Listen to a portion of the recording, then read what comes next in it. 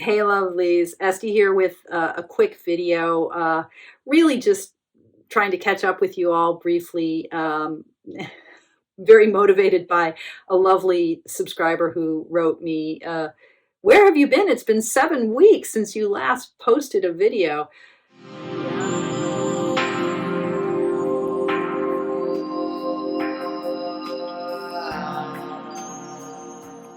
Yeah, well, I've been here. I've been I've been doing the Drop 'em 78 challenge with the Mindful Tarot community, mostly on Facebook. I'm not really a social media person, says the gal talking to her YouTube tribe. No, it's very hard for me to keep up with this stuff and to do more than one venue at once. Super hard. Yeah. And so apologies for, dropping out of sight or for posting on Facebook, but not on Instagram. And just, I do what I can. Oh, and then there's also, my full-time job that I kind of have to do as well. It has nothing to do with tarot. Anyway, so the Mindful Tarot community, oh, God, such a beautiful, beautiful, brilliant, deep-hearted group of people. If you want to join the community, whatever that means, I mean, that means, I think, simply,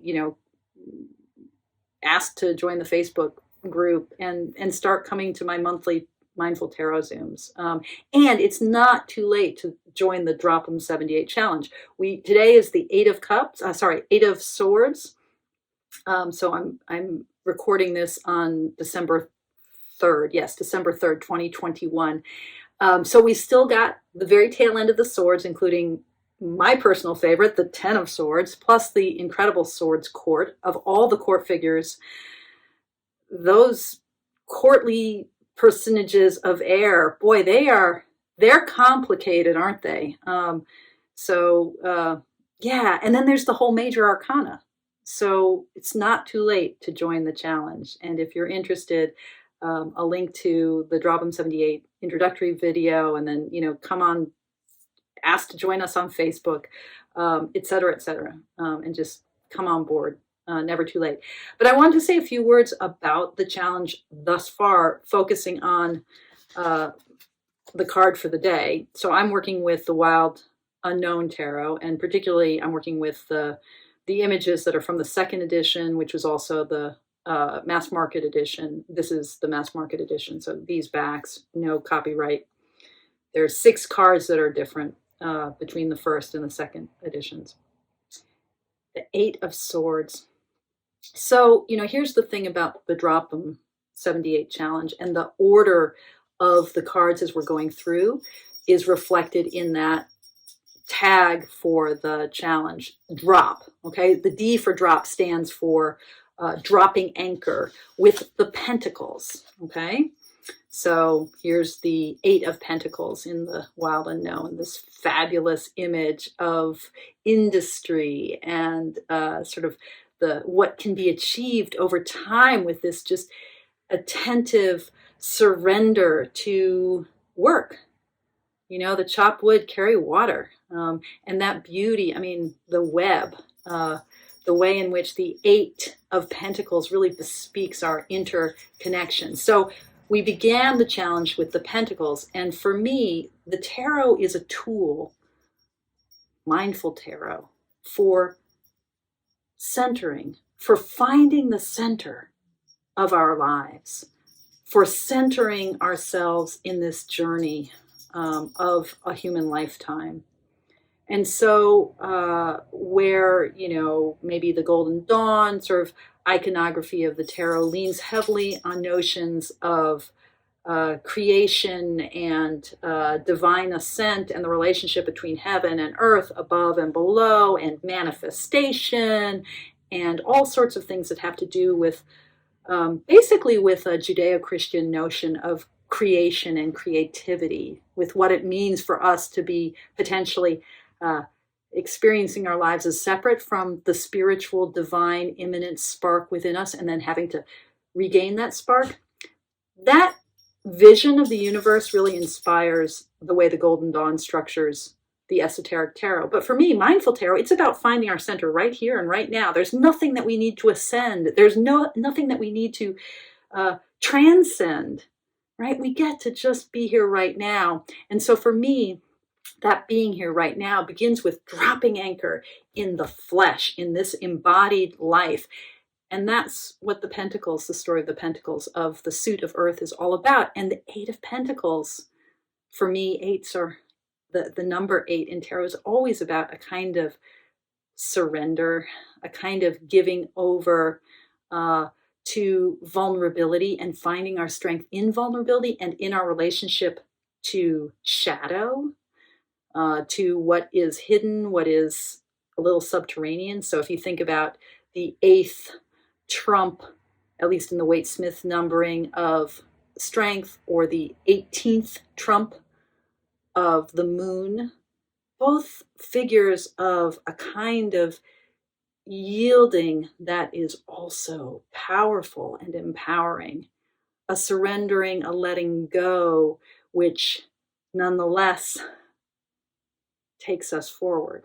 So the 8 of Pentacles, dropping anchor with the 8 of Pentacles, surrendering to the work, to our embodied practice, to a life of interdependence, this web that the spider weaves and reveals, right? Her connection to all things, like the image of Indra's net in Hindu and Buddhist iconography, this idea that the universe is all about these interconnected, intertwined lives and relationships. Indra's net has at each of the interstices, Indra's, the Hindu deity, and the image of this kind of cosmos where all of the interstices of the net have a jewel in them, and the jewel is multifaceted, and each facet reflects all the light from all the other facets. So this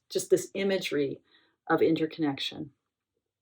Dropping anchor with the Pentacles, and then the R in drop 'em stands for responding. And for me, that's the suit of wands, the suit of fire, and the 8 of wands, also about a surrendering to process and movement and speed and the way in which our lives are already moving, like we're always in the middle of life.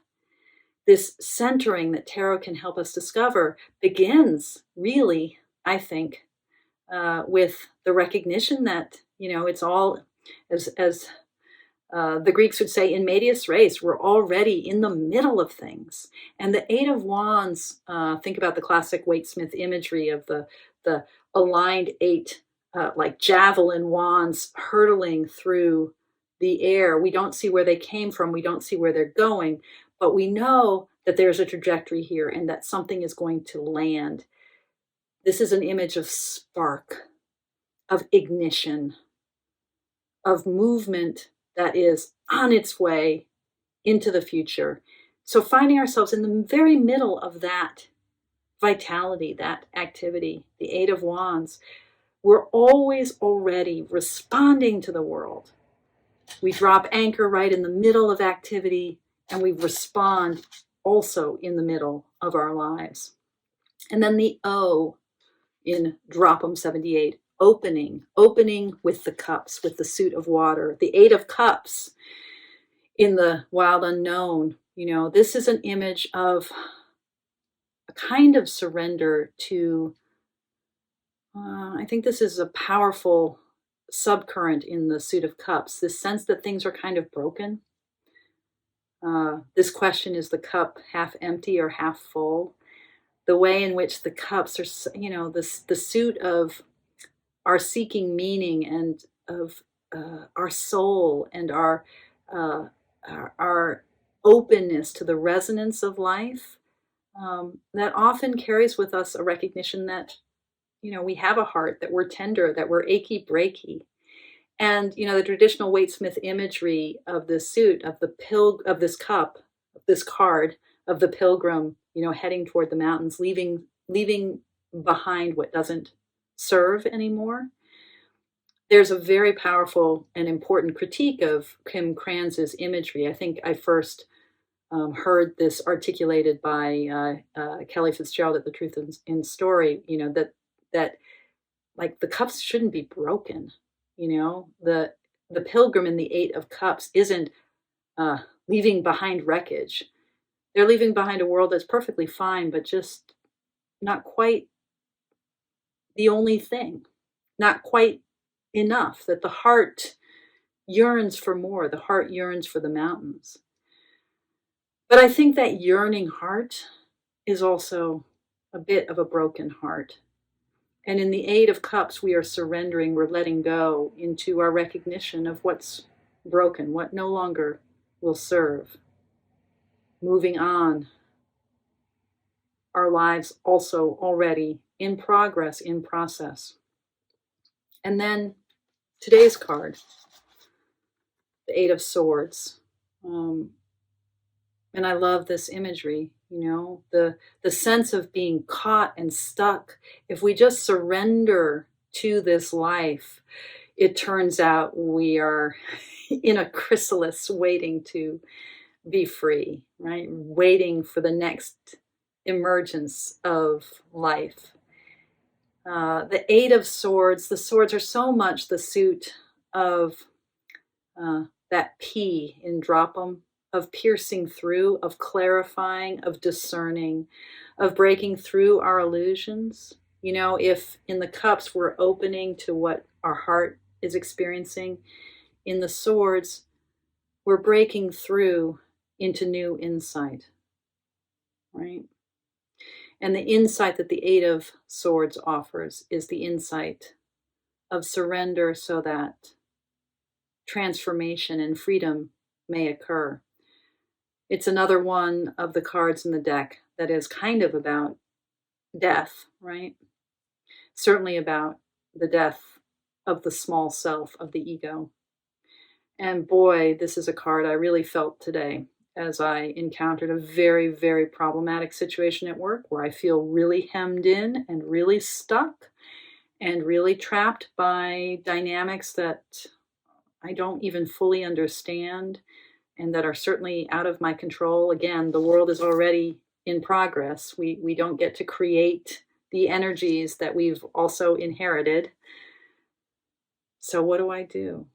Do I just feel like a prisoner, or do I surrender and allow myself to be pierced through by circumstance so that something new will emerge from this prison, which is, in fact, my chrysalis? And just today, I'm realizing this is a monarch butterfly, and I just saw a news story that the monarch butterflies, like one good piece of news in the middle of everything, that once completely endangered, now they're bouncing back. So that was literally a news story I saw today. What a beautiful synchronicity. Okay, that's all for now. Sorry for my YouTube silence. Please do consider joining the community if you haven't yet, and joining the Drop'em 78 challenge. It's been super delicious and enriching, I think, for all of us participating. As always, thank you so much for your practice, and thanks for spending some time with me.